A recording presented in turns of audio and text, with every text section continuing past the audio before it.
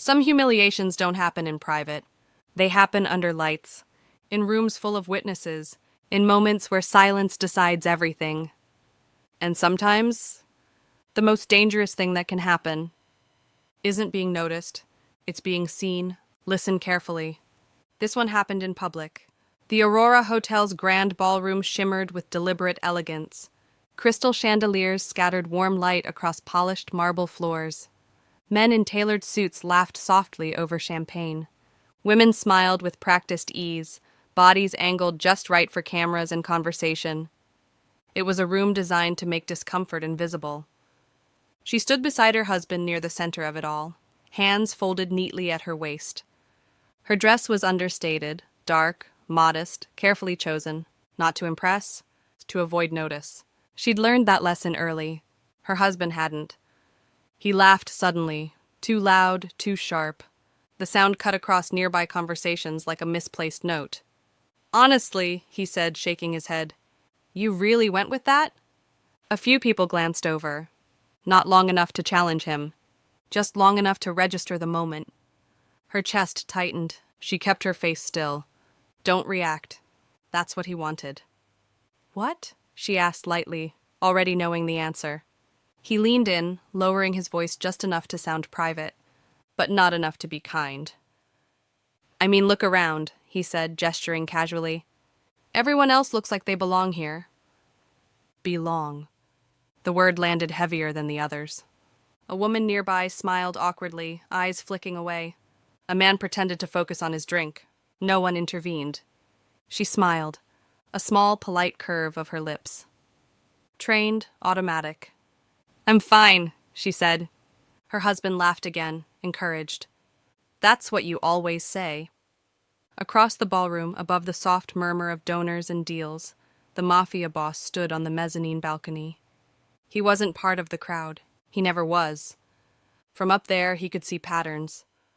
How people positioned themselves, who spoke and who stayed silent, who mistook volume for power. At first, she was just another figure in the room. Then her husband spoke again. "You know," the man said, addressing no one in particular, "she's always been like this, sensitive." The word floated there, harmless on the surface. The Mafia Boss looked up from his phone. Not fully, not yet. Just enough to notice the woman beside him. He noticed the way her shoulders barely rose when she breathed, the way her fingers pressed together, controlled but tense, the way she didn't interrupt. People who felt safe always interrupted. Her husband continued, emboldened by the room's silence. "Makes things awkward," he added. "Doesn't it?" Someone laughed politely. She felt the familiar heat behind her eyes, the urge to shrink, to disappear, not here, not tonight. She shifted slightly, angling her body away from him. A small movement, almost imperceptible. The Mafia Boss noticed that too.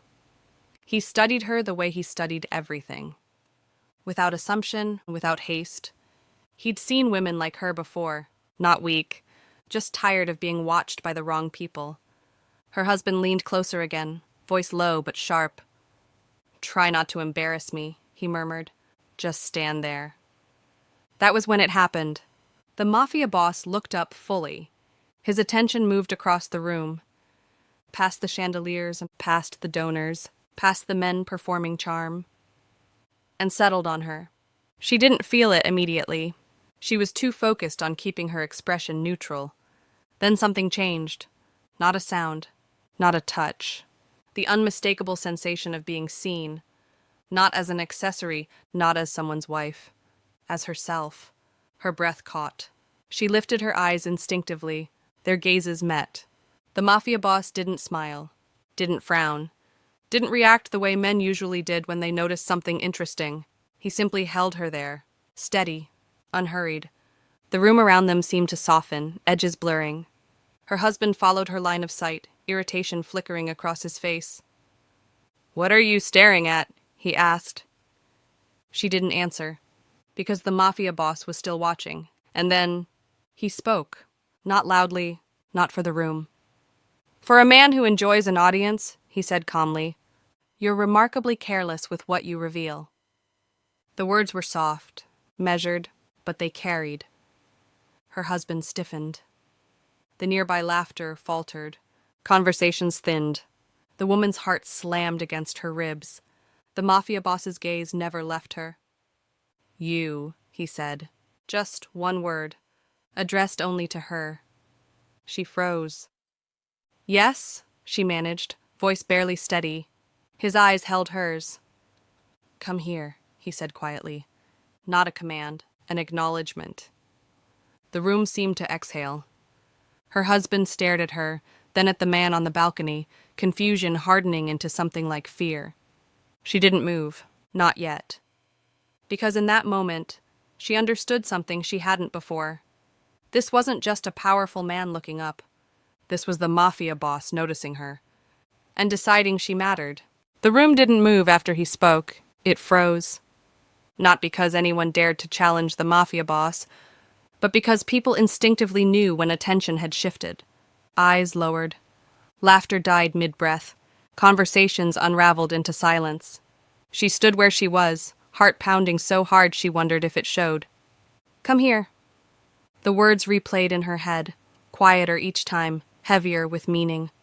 Her husband laughed, too quickly. A brittle sound. I'm sure you didn't mean, he began, turning slightly toward the balcony. The mafia boss didn't look at him.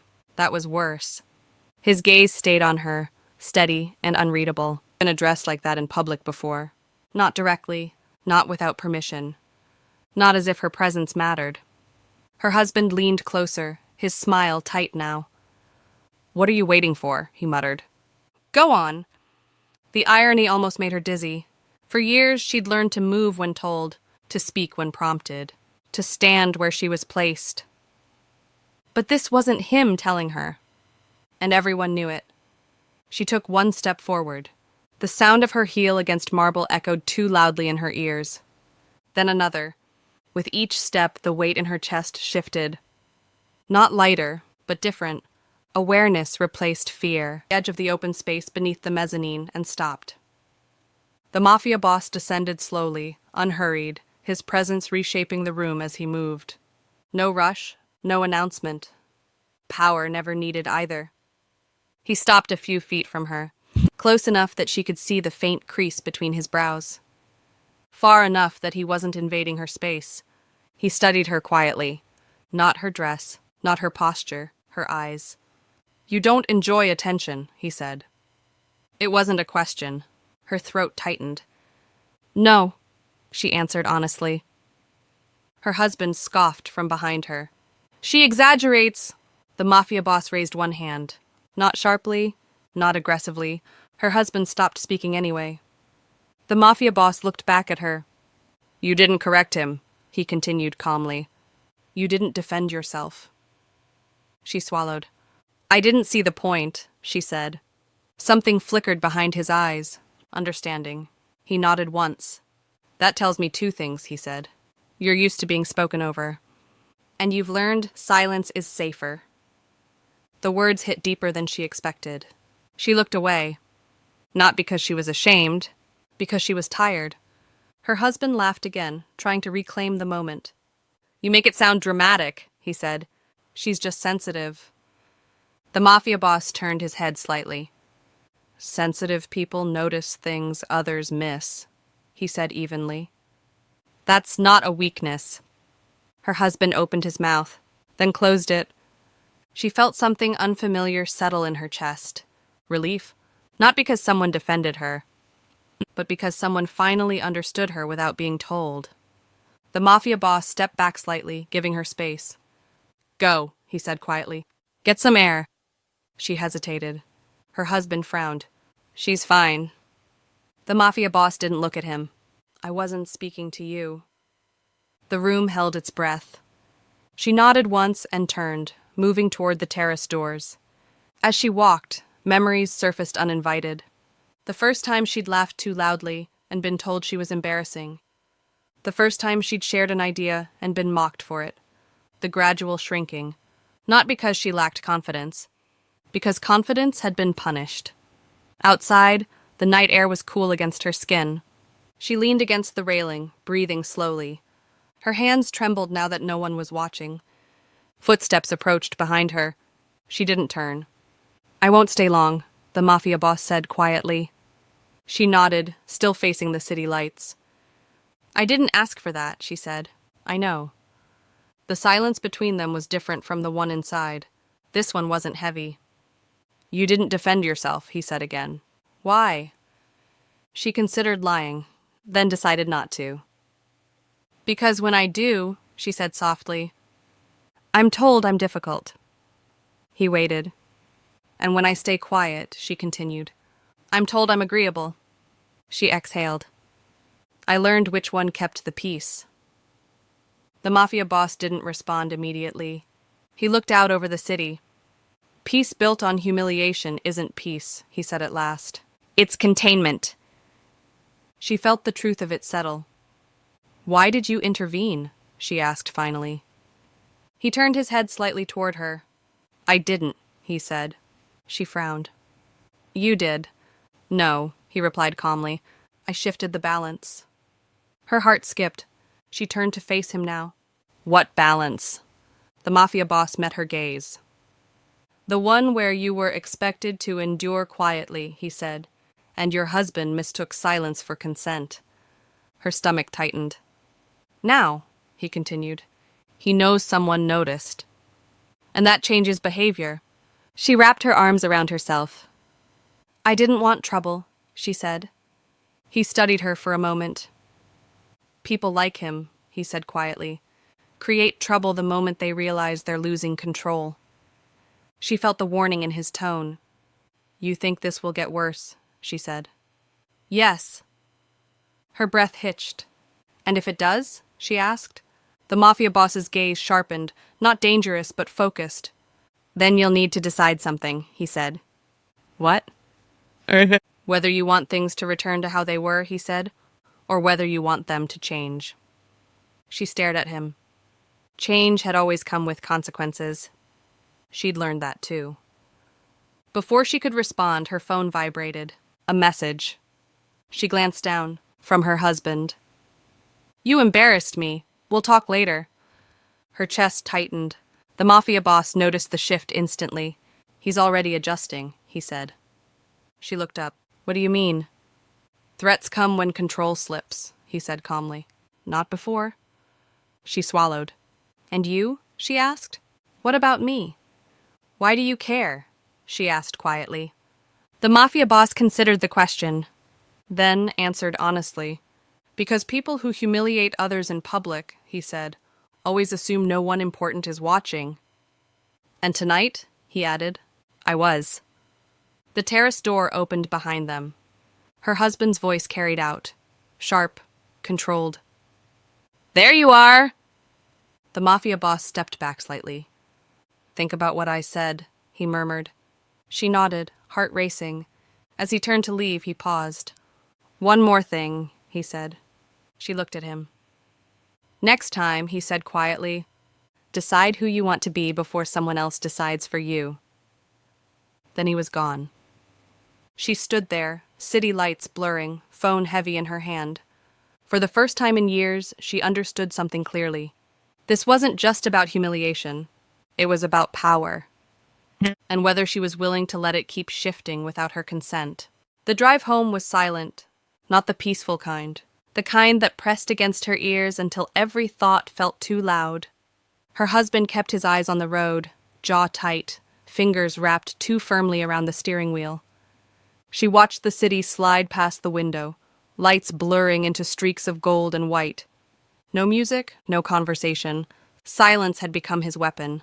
It always had. When they reached the apartment, he unlocked the door and stepped inside with careful precision. The door closed behind them with a soft click. That sound used to mean safety. Tonight, it felt like containment. "You embarrassed me." His voice was calm, too calm. She didn't turn around. "I didn't say anything," she replied quietly. "That was the problem," he snapped, finally looking at her. "You let him speak to me like that." "Him." The word sat heavy between them. "You invited him to," she said, surprising herself with the steadiness of her tone. He laughed, short, humorless.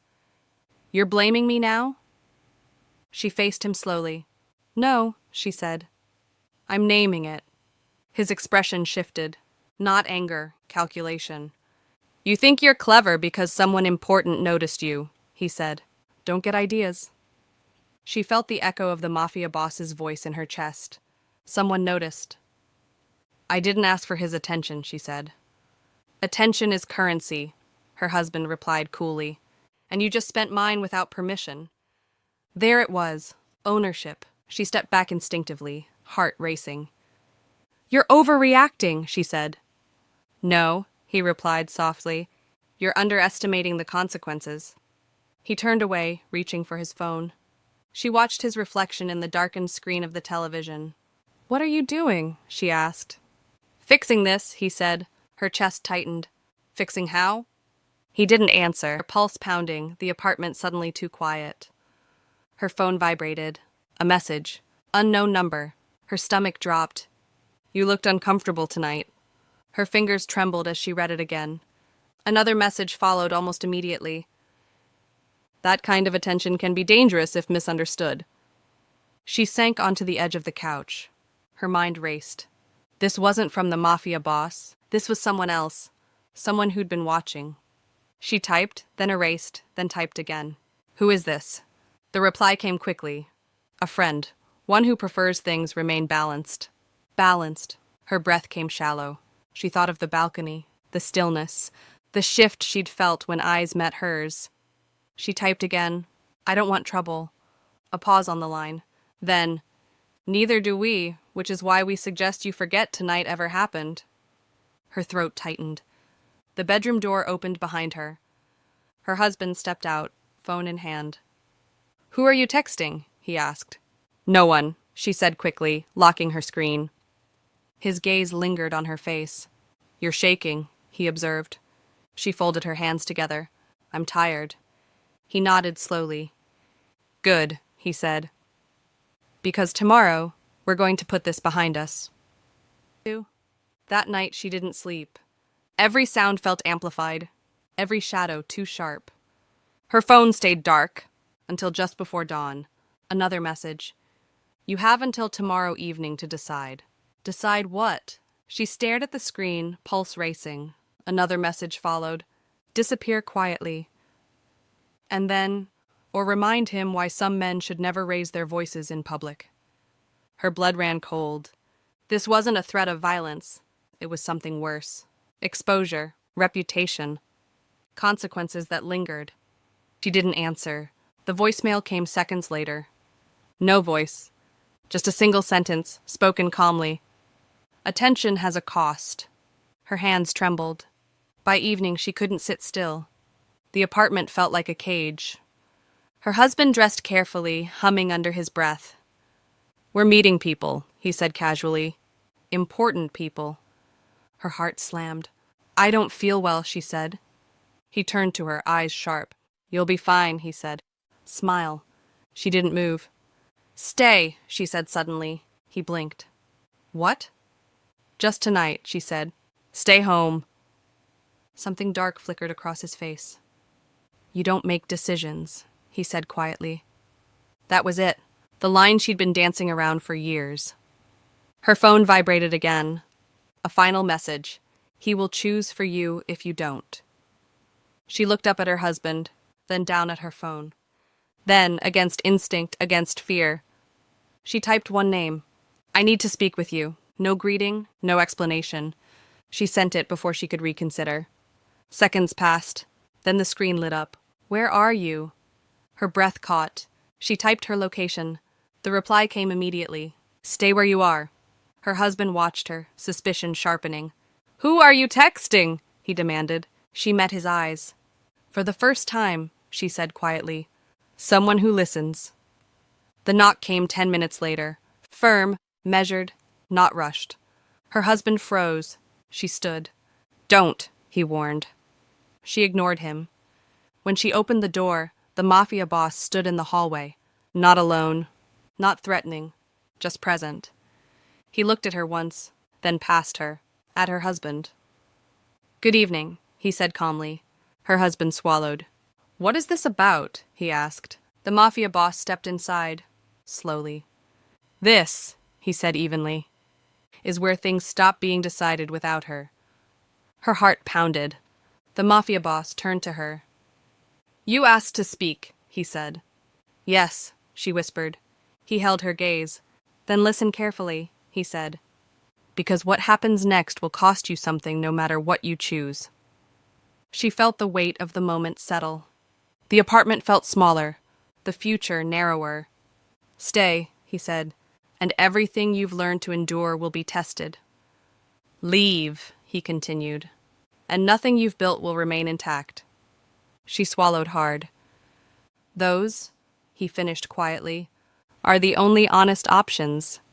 She looked at her husband, then back at the mafia boss, and realized the impossible truth. There was no safe choice left, only the one she was finally willing to make. The mafia boss didn't remove his coat. He didn't sit. He stood near the doorway, presence contained, deliberate. Her husband remained by the window, arms crossed, jaw set tight enough to ache. She stood between them, not intentionally, but instinct had placed her there. Let's be clear, her husband said finally, forcing a smile that didn't reach his eyes. This is unnecessary. The mafia boss regarded him calmly. Unnecessary things usually reveal themselves, he said. Necessary ones announce themselves. Her husband scoffed. You show up uninvited and make declarations? I didn't make one, the mafia boss replied evenly. I acknowledged reality. Silence followed. She felt it tighten around her ribs. You called him, her husband said to her, disbelief creeping into his tone. You went behind my back. She lifted her chin. I asked to be heard, she said. The mafia boss's gaze flickered briefly to her. Approval. Quiet. Unmistakable. Her husband exhaled sharply. This is absurd, he muttered. You think aligning yourself with him gives you leverage? The mafia boss spoke before she could answer. She doesn't need leverage, he said. She needs clarity. Her husband turned sharply toward him. And you're offering that? No, the mafia boss replied. I'm offering time. Time. The most dangerous currency of all. He finally moved deeper into the apartment. Slow steps measured, eyes scanning, not for threats, but for patterns.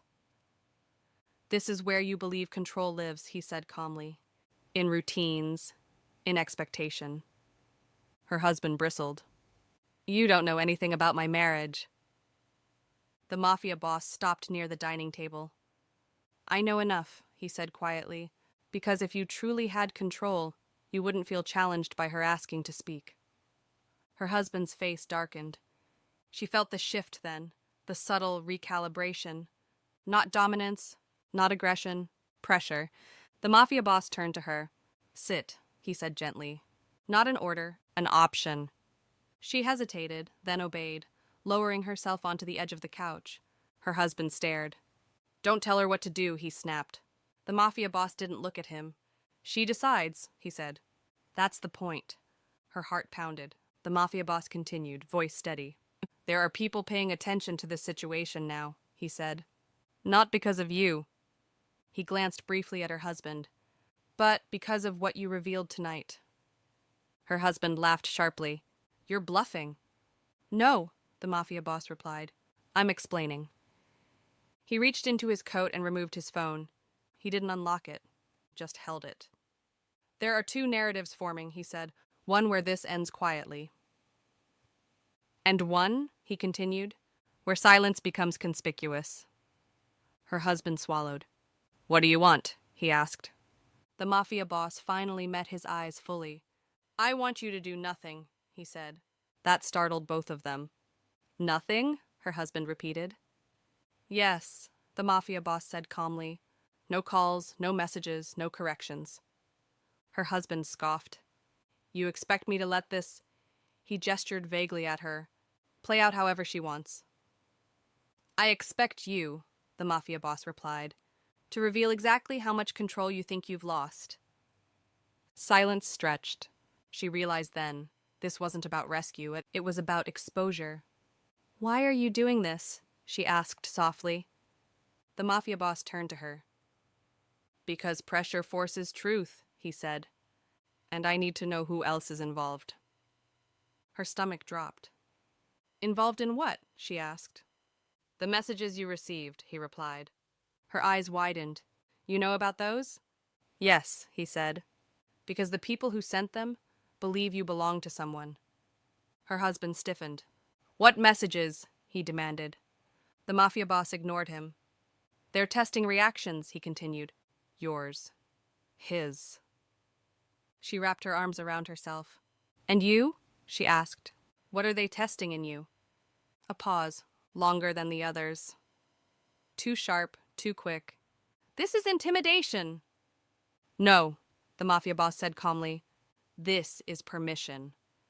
Her husband stared at him. Permission for what? He asked. Horton is watching. Her heart hammered. And what happens to her? Her husband demanded. The mafia boss turned back to her. That, he said, depends on what she chooses to do with the space she's been denied. She felt something unfamiliar bloom in her chest. Space. Her husband scoffed again, but there was panic beneath it now. You're filling her head with nonsense. The mafia boss straightened. I'm removing yours from the conversation, he said evenly. He turned toward the door. This ends tonight, her husband snapped. No, the mafia boss replied, pausing. It begins. He looked at her one last time. Tomorrow, he said quietly, you'll receive an invitation. To what? She asked. To speak, he replied, publicly. Her blood ran cold. About what? She whispered. About nothing, he said. And everything. The door closed behind him with a soft, final sound. Her husband turned on her immediately. What did you do? He hissed. She stood slowly. For the first time, she said, I didn't disappear. His face hardened. You think he'll protect you? She met his gaze. No, she said. I think he'll let you expose yourself. Her husband laughed. You're naive. Maybe, she replied softly, but not silent anymore. Her phone vibrated. A calendar notification appeared.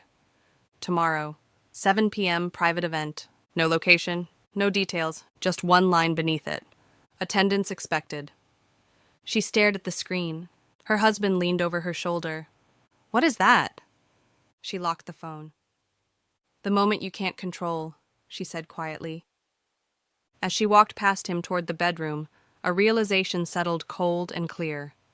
The mafia boss wasn't positioning himself as her ally. He was positioning her as the test.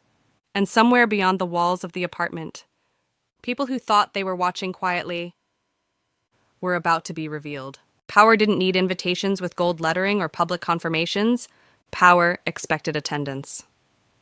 At precisely 7 o'clock, a black car waited at the curb outside her apartment. Not aggressive, not urgent, patient. Her husband stood near the door, jacket on, expression unreadable. You're really doing this, he said. She adjusted her coat slowly. I'm attending, she replied. You don't even know what it's about. She met his eyes. That's never stopped you. The words landed cleanly.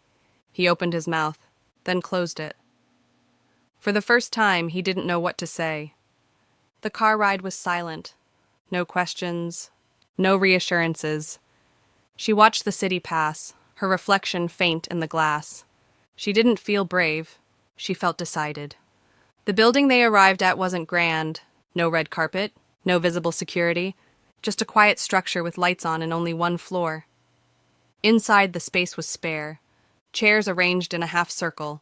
A few figures seated quietly, people who understood restraint. The mafia boss stood near the far wall, hands clasped loosely behind his back. He didn't look surprised to see her. You came, he said. I said I would, she replied. He nodded once. Her husband hovered near the entrance, already uncomfortable. Sit wherever you like, the mafia boss said to her. Not here. Not there. Choice. She selected a seat near the center. The room adjusted around her. That was when she understood. This wasn't a confrontation. It was an exposure. One by one, people spoke. Not loudly, not dramatically. Accounts, observations, patterns of behavior, nothing illegal, nothing sensational, just truth laid out carefully. She realized with a slow, tightening breath. This wasn't about her humiliation. It was about what happened when people assumed no one important was watching. Her husband shifted uncomfortably. When his name was mentioned, it wasn't accusatory, it was factual. Dates, witnesses, behaviors. He laughed once, sharp and hollow. "This is ridiculous," he said. "You're blowing things out of proportion." The mafia boss finally moved, not toward him, toward her. "Do you want to speak?" he asked quietly. The room stilled. Her heart hammered. This was the moment he'd warned her about. Not the danger, the cost. She stood, every eye turned. Her husband stared at her, disbelief flickering into something else. Fear. "I don't want revenge," she said. Her voice was steady. "I don't want punishment." She looked at the room. "I want my voice returned to me." The silence that followed wasn't uncomfortable. It was respectful. She continued. "Disappear without leaving," she said. "How to smooth things over, how to make other people comfortable at my expense." She looked at her husband. "You didn't create that," she said, "but you benefited from it." His face flushed. "You're exaggerating." She raised a hand. "No," she said softly. "I'm finishing." The mafia boss didn't intervene. He didn't need to. "When someone humiliates you in public," she continued, "they're testing how invisible they think you are." She exhaled. "I'm not invisible." She sat. The room didn't applaud. It didn't need to. The mafia boss turned to her husband. "Now," he said evenly, "you decide how this ends."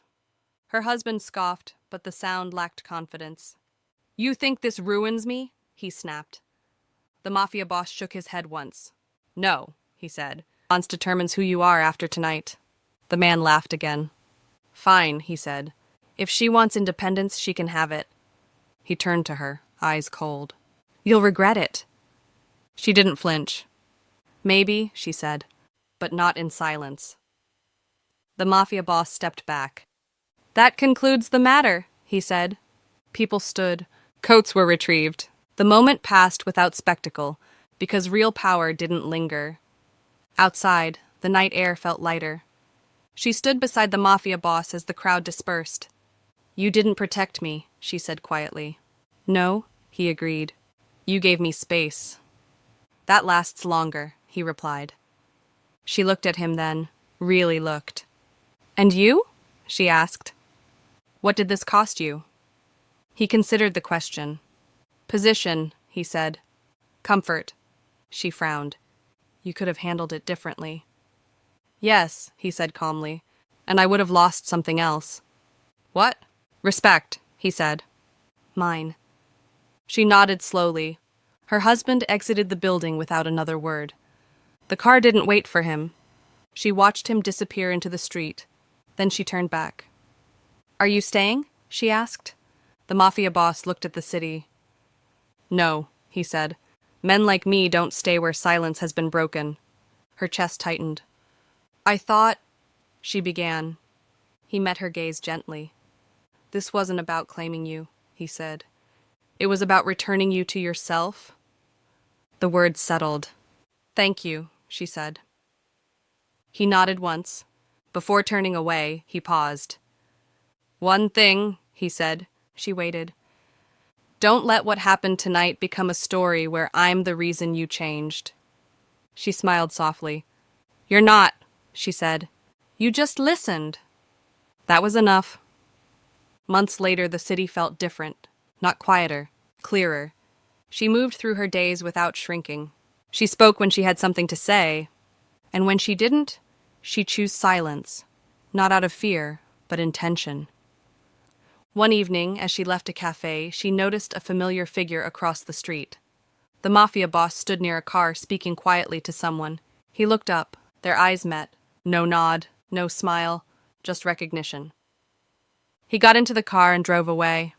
She didn't follow. She didn't need to, because some connections weren't meant to continue. They were meant to awaken, And as she walked home, head high, step steady, she understood the truth she'd almost forgotten.